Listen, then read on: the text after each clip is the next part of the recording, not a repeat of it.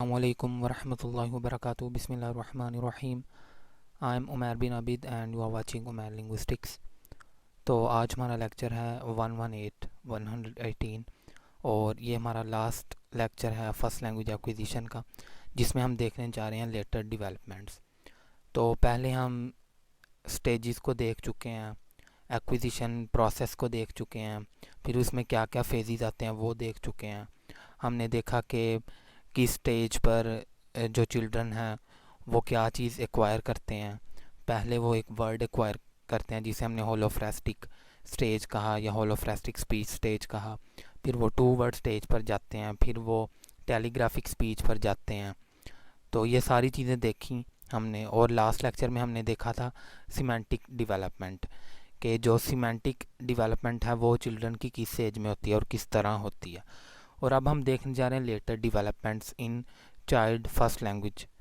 तो अभी तो लेटर डेवलपमेंट्स में वैसे तो काफ़ी ज़्यादा चीज़ें आ सकती हैं। तो ये जब हम फर्स्ट लैंग्वेज एक्विजिशन को अलग से डिटेल में जब डिस्कस करेंगे तो वो मैं जब भी मुझे मौका मिलेगा तो मैं वो एस्पेक्ट्स भी आपके सामने लेके आऊँगा कि लेटर डेवलपमेंट्स में क्या क्या चीज़ें आ सकती हैं। अब इधर कुछ रैंडम चीज़ें हैं क्योंकि अभी हमने स्टडी ऑफ लैंग्वेज को ही फॉलो करना है। अदरवाइज़ और बुक्स मौजूद हैं जिनसे मैं वो मटेरियल प्रोवाइड कर सकता हूँ, वो आपको कुछ बता सकता हूँ, लेकिन वो हम चीज़ें अलग से डिस्कस करेंगे। अब हम देखते हैं कि लेटर डेवलपमेंट्स में क्या क्या चीज़ें आ सकती हैं। तो कुछ जो हैं वो एंटोनिमस रिलेशंस जो हैं वो एक्वायर चिल्ड्रन करते हैं लेटर स्टेजेस में, और मोस्टली वो जो होते हैं आफ्टर द एज ऑफ 5। अभी तक हमने जितनी भी चीज़ें पढ़ी थी ना, उसमें चिल्ड्रन जो हैं वो 5 एज तक ही थे या 4 एज तक ही थे। सिमेंटिक डेवलपमेंट भी जो हमने पढ़ी उसके बाद की हम स्टडी नहीं कर रहे, क्योंकि 5 ईयर्स की एज में जो चिल्ड्रन हैं वो बेसिक जो लैंग्वेज एक्विजिशन की जो रिक्वायरमेंट्स होती हैं वो सारी पूरी कर लेता है हर चाइल्ड। तो लिहाजा 5 साल के बाद वो स्टडी उस तरह नहीं कंडक्ट की जाती जिस तरह के अर्ली 5 ईयर्स में कंडक्ट की जाती है। अब इधर एंटोनिमस रिलेशन से क्या मुराद है? एंटोनिमस आपको पता है, एंटोनिम जो होता है वो ऑपोजिट मीनिंग को कहते हैं। तो एंटोनिमस रिलेशन से इधर मुराद ये है कि जो हम पहले जितनी भी चीज़ें पढ़ चुके हैं, सिमेंटिक डेवलपमेंट हमने पढ़ा, हमने ये देखा कि चिल्ड्रन नेगेटिव डेवलपमेंट्स यानी जो नेगेटिव सेंटेंस वो किस तरह बनाते हैं, जो हमने सिंटैक्स डेवलपमेंट में देखा, हमने मॉर्फोलॉजिकल डेवलपमेंट देखी। अब इन सब चीज़ों से हट के कुछ और चीज़ें भी तो होती हैं लैंग्वेज में, सिर्फ यही चीज़ें तो नहीं होती। तो इसलिए वो कह रहा है कि एंटोनिमस रिलेशन यानी वो चीज़ें जो पहले हम जो भी पढ़ चुके हैं उनसे उसके अलावा भी कुछ लैंग्वेज की स्टेजेस होती हैं, उसके अलावा भी कुछ लैंग्वेज में इस तरह के कंपोनेंट्स होते हैं जो उन सब भी फॉल नहीं कर रहे होते। तो वो चिल्ड्रन जो हैं वो लेटर रिक्वायर करते हैं 5 एज में या 5 एज के बाद। अब इसकी एग्जांपल्स हैं कि एक स्टडी में जिसमें किंडरगार्टन चिल्ड्रन थे, तो किंडरगार्टन चिल्ड्रन जो होते हैं इनकी भी एज 4 to 5 के करीब ही आमतौर पर होती है। तो और उन्हें लेके जाया गया to the some heavy laden apple tree. Heavy laden apple tree यानी जिस पे बहुत ऐसा दरख्त जिस पे बहुत ज़्यादा फल लगे हुए थे।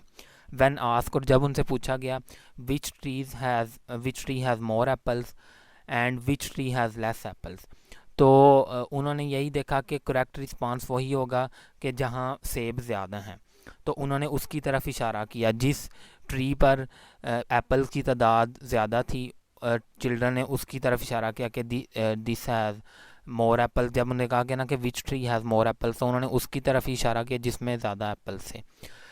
Disregarding the difference between more and less. तो अब जो किंडरगार्टन चिल्ड्रन होते हैं, ज़ाहिर है आपको पता है वो उनकी एज क्या होती है, 3 to 4 एज होती है। तो उस एज में अब उन्हें मोर और लेस में फ़र्क नहीं पता, लेकिन उन्हें ये ज़रूर पता है कि अच्छा जो जो हमें लार्जर वन नज़र आ रहे हैं उस पर ही ज़्यादा एप्पल है। ठीक है, तो अब ये जो एक वो चीज़ है कि जो लेटर जो चिल्ड्रन एक्वायर करते हैं यानी मोर और लेस जैसे वर्ड्स का डिफरेंस।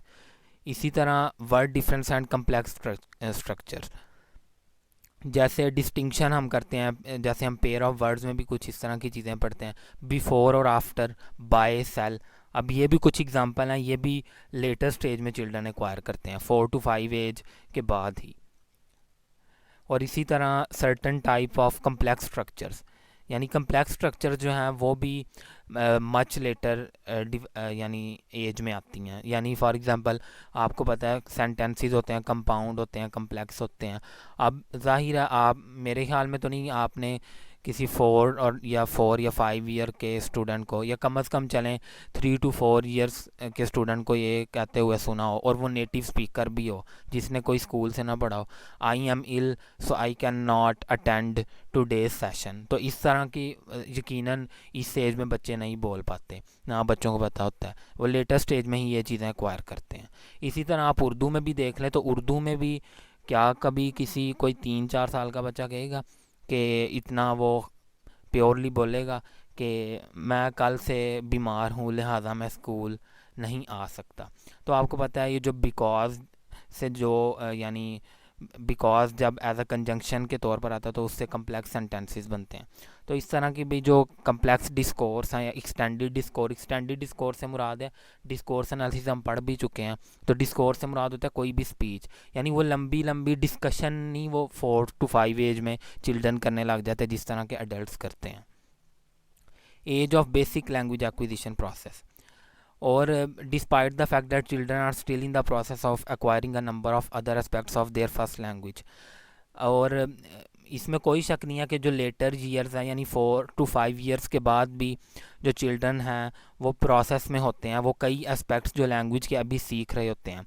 लेकिन नॉर्मली यही अस्यूम्ड किया जाता है कि जो 5 एज है ना, एज ऑफ 5, इस पे जो greater part of the basic language acquisition process ये चिल्ड्रन जो हैं वो कंप्लीट कर लेते हैं।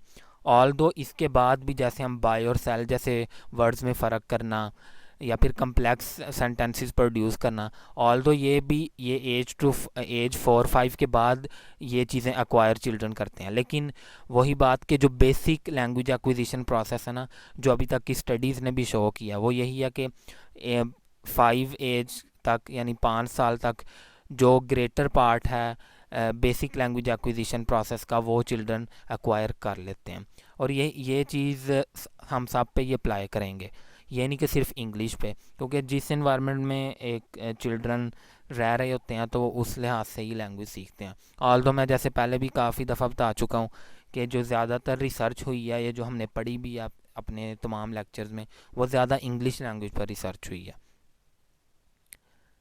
और इसी तरह अब कुछ जो लिंग्विस्ट हैं या कुछ जो फर्स्ट लैंग्वेज एक्विजिशन या सेकंड लैंग्वेज एक्विजिशन को स्टडी करते हैं, और उनके मुताबिक के एज 4 to 5 के बाद जब चिल्ड्रन बेसिक जो एक्विजिशन प्रोसेस अपनी फर्स्ट लैंग्वेज का एक्वायर कर लेते हैं, तो वो गुड पोजीशन में होता है कि वो सेकंड लैंग्वेज या फॉरेन लैंग्वेज को लर्न कर सके, यानी ये कोई दूसरी लैंग्वेज लर्न कर सके इस एज में।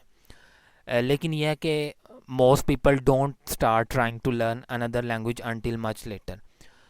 तो बिल्कुल ज़्यादातर जो लोग हैं वो 5 साल फ़ौरन 5 साल के बाद कोई दूसरी लैंग्वेज एक्वायर करना शुरू नहीं कर देते या लर्न करना शुरू नहीं कर देते। हाँ, कुछ कॉन्टेक्ट्स हैं, जैसे हमारा पाकिस्तानी कॉन्टेक्ट्स है, बच्चे सोसाइटी में या घर में आमतौर पर उर्दू सीख रहे होते हैं, उर्दू बोल रहे होते हैं या उर्दू इंग्लिश मिक्स बोल रहे होते हैं। उर्दू ही क्योंकि एक्वायर कर रहे होते हैं, उर्दू ही फर्स्ट लैंग्वेज होती है क्योंकि सोसाइटी में आमतौर पर उर्दू ही बोली जाती है, जबकि वो स्कूल में इंग्लिश सीख रहे होते हैं।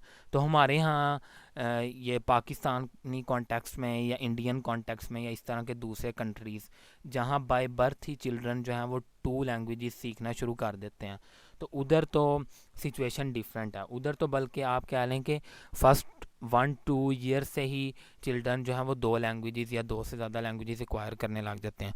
लेकिन इसके बरक्स कुछ कंट्रीज़ जैसे जर्मनी है, चाइना है या अक्सर इंग्लिश कंट्रीज़, उधर कोई दूसरी लैंग्वेज नहीं होती। उधर अगर चिल्ड्रन सेकंड लैंग्वेज एक्वायर करते भी हैं तो उधर अक्सर लोग जो हैं वो 15-20 साल या हायर एज में जाके जो सेकंड लैंग्वेज को एक्वायर करना शुरू करते हैं, क्योंकि उन्हें जब कोई ज़रूरत इस तरह की पेश आती है कि उन्हें ऐसे कंट्री में जाना हो जहाँ इंग्लिश ना बोली जा रही होती हो, क्योंकि इंग्लिश तो इंटरनेशनल लैंग्वेज है तो अक्सर कंट्रीज़ में यूज़ होती है।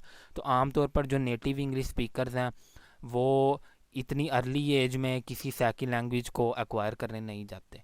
तो ये भी चीज़ जहन में रखनी चाहिए। अब इधर भी ये जो रिसर्च है कि 5 इयर्स एज तक या इतनी जल्दी कोई भी सेकंड लैंग्वेज एक्वायर नहीं करता मोस्ट ऑफ द पीपल। तो फिर वंस अगेन ये जो रिसर्च हमें नज़र आ रही है, जो जॉर्ज जुल बात कर रहा है, तो ये इंग्लिश कॉन्टेक्स्ट में हम देख सकते हैं कि इंग्लिश कॉन्टेक्स्ट में तो इस तरह हो सकता है, या चाइनीज़ या जर्मन कॉन्टेक्स्ट में इस तरह हो सकता है, जहाँ जिन मुल्कों में लैंग्वेज एक ही बोली जाती है।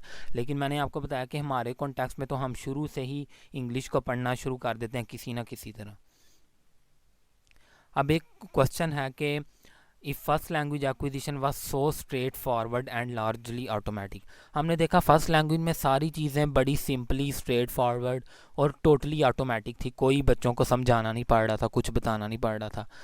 तो क्वेश्चन ये है कि जो सेकंड लैंग्वेज है वो इतना डिफ़िकल्ट क्यों है सेकंड लैंग्वेज को एक्वायर करना अक्सर लोगों के लिए। तो अब यही वो क्वेश्चन है जिसके आंसर हम नेक्स्ट चैप्टर में इंशाल्लाह तलाश करेंगे। तो ये हमारा चैप्टर आज ख़त्म हुआ। तो मुझे उम्मीद है कि आपको फ़र्स्ट लैंग्वेज एक्विजिशन समझ आ गया होगा और आपको काफ़ी चीज़ें पता चली होंगी। और अगर कोई कमी कोताही रह गई हो तो आप कमेंट्स बॉक्स में शेयर कर सकते हैं, कोई चीज़ आपको ना समझ आई हो, मैं इंशाल्लाह कोशिश करूँगा कि वो आपको दोबारा समझा दूँ। तो नेक्स्ट जो लेक्चर है वो हमारा नया चैप्टर शुरू होगा, तो हम उसे डिस्कस करेंगे, introduction to second language acquisition.